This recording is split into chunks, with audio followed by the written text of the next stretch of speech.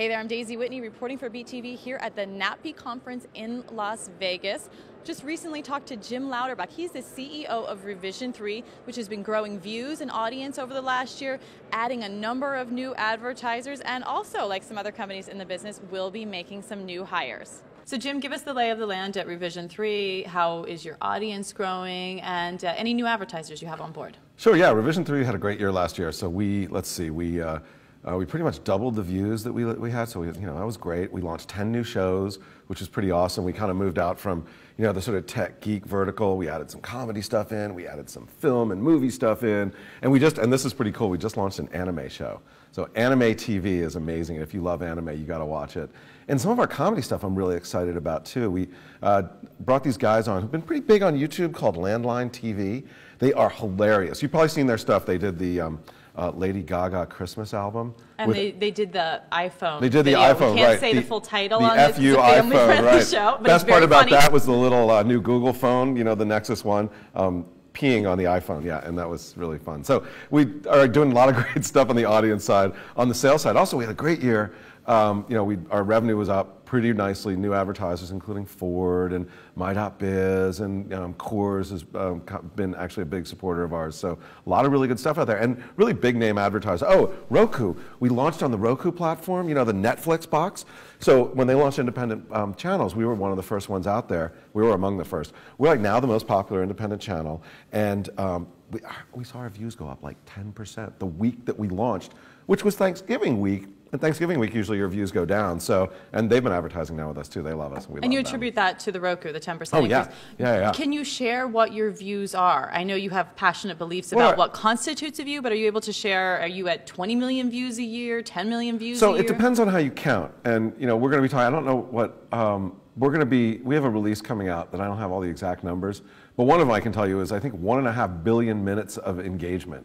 So because we have longer form programming, a lot of our shows are a half hour or an hour. That's a lot of time spent with the media. So we have a lot of viewer stuff, and like I said, I don't have the numbers exactly. We'll have it out in a couple days, but we did see a really big drop and a really big rise. And if you look at it, people count by play starts, right? Some people say, well, if you start the video, we could be doing hundreds of millions of views a month if we were play starts. But it's really just, for us, that fully delivered view that we put out there. So a view for you is a completed view. If I watch Scam School, it means I watched all 8 minutes or 12 minutes or however long the episode is. That counts as a view, is that correct? Yes, that's correct. Yep. And tell us a little bit, you had an interesting kind of marketing experience recently where you reached out to Conan O'Brien and invited him to have a spot on Revision3. Talk about that and sort of what that might mean for the future. Yeah, so the thing with Conan was, he left NBC, and we definitely offered him a job, said come over and come to Revision3 and bring your show, bring Andy, bring the dog, whatever. Although a lot of people looked at it and said, you're just trying to make a little bit of a splash and try and drive something. Really, it was serious. And if it's not Conan, it's somebody. And somebody with a big audience that hits this demo, that's really into this web video, which is pretty much 18 to 34-year-olds, has that audience and will just say, look, I'm tired of broadcasting cable. I've made my money here. I just, I don't have the freedom I want. I want to go find a home and do something every day on the internet and really build an audience there. Someone's going to do it with a name. If it's not Conan, it's somebody else. And the really cool thing about getting that out there is we started that conversation about that. So people are now thinking, not so much is Conan going to do it or not, but who is? And it went from, nobody would ever do that. Nobody would ever jump from that well-paying job on broadcast or cable to the internet to, you know what, yeah, it's a realistic thing. And somebody will do it. And you know what, when they do, I want it to do it at Revision3. Is that a 2010 proposition? Do you think we'll see that shift this year? It's a good question. Maybe. We'll see. If not this year, 2011 for sure, because the money is starting to come in. All the advertisers are waking up to the fact that there's this audience here that you can hit and hit hard without a lot of clutter. So you look at traditional television, like let's say you're Ford, right? You've got every single car vendor is doing commercials on TV about all this stuff, and you gotta rise above that clutter. Go online, and they're the ones who are doing almost everything for the car companies in online video. There is no clutter. Their message is pure, it's delivered, and they are doing a great job. Not just with us, but a lot of different people. More advertisers are starting to see that and will be coming in, and that will drive somebody with a big name to come over into the internet space very soon. Final question for you. I know in October 2008, obviously things were tough all around for everybody. You laid off a number of staffers. How are you doing overall as a company now that we're 15 months after that, the recession is starting to be behind us? You've got some new hires.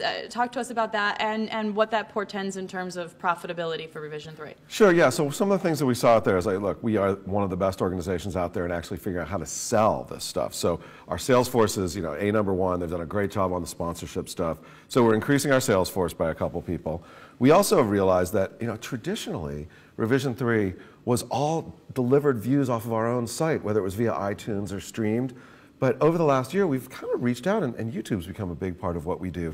MetaCafe and TiVo and Roku and all these other sites and places. And so we're hiring somebody, I call it audience development, but it's really somebody to work with all these folks to make sure that we're giving them the right content, that we're doing the sort of YouTube optimization, SEO, SEM. I see that as a really important role. And as we add more shows, we need more people to manage it, especially shows that we acquire in. So we're bringing on somebody to work with our head of programming as a director of programming to really help with acquisition and manage some of these external shows. So we're growing, things look really good. We're teetering on the knife edge of profitability, which is great. There have been months where we're like, wow, we actually made $1. That's pretty cool. So we think we've turned the corner, and we think that 2010 is going to be an awesome year for us, both on the view side, on the revenue side. And we're really going to start to accelerate as the industry does. We're going to be riding up the top of that. I'm glad you guys survived. You do good work. Thank you, Jim.